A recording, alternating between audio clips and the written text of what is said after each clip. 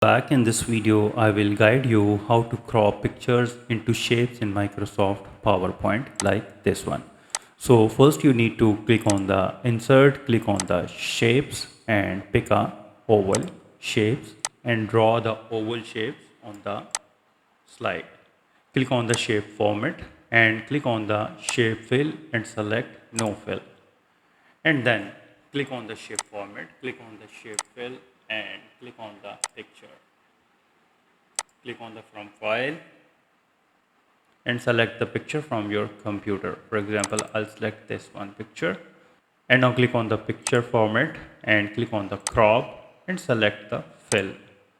You can adjust the picture like this one by dragging it to the left or right.